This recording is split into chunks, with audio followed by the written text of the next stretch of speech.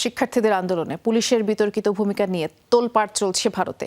এক নারী আন্দোলনকারীকে থাপ্পড় দেওয়ার ঘটনায় দিল্লির নিরাপত্তার দায়িত্ব থেকে সরিয়ে দেওয়া হয়েছে সন্দীপ লাম্বা নামের এক পুলিশ কর্মকর্তাকে। মুম্বাইয়ের আরেক পুলিশের শিক্ষার্থীদের মাদক মামলায় ফাঁসিয়ে দেওয়ার হুমকির ভিডিও ইতোমধ্যে সামাজিক মাধ্যমে ভাইরাল। এছাড়াও বাড়ি বাড়ি গিয়ে পুলিশের বিরুদ্ধে হুমকি দেওয়ার অভিযোগ তুলেছে মুম্বাই আন্দোলনকারীরা।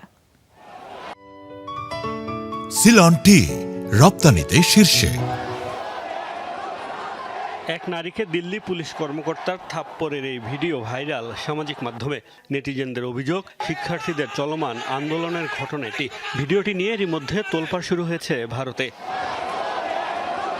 তুমুল সমালোচনার মুখে বিতর্কিত পুলিশ কর্মকর্তা সন্দীপ লাম্বাকে নয়াদিল্লির নিরাপত্তা দায়িত্ব থেকে সরিয়ে দিতে বাধ্য হয়েছে কর্তৃপক্ষ। ভারতীয় বিভিন্ন গণমাধ্যমের দাবি, তাকে অন্য জেলায় পাঠানো হয়েছে। তুমুল বিতর্ক চলছে মুম্বাই কংগ্রেস নামের একটি এক্স হ্যান্ডেল থেকে পোস্ট করা ভিডিও নিয়ে, যেখানে দাবি করা হয়েছে মুম্বাইয়ের আন্দোলনকারীদের আটকের পর মাদক মামলার ভয় দেখিয়েছে পুলিশ।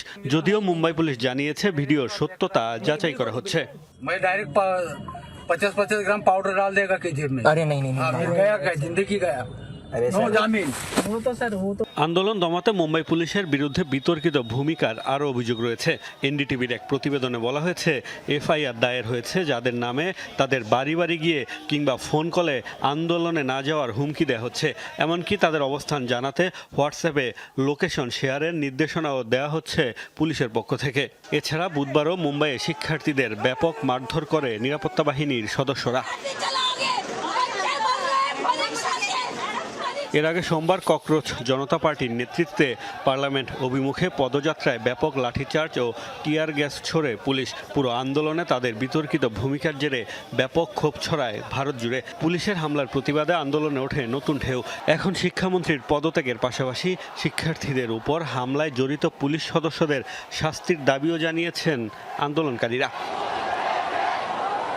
মোস্তফা মাহমুদ, যমুনা নিউজ।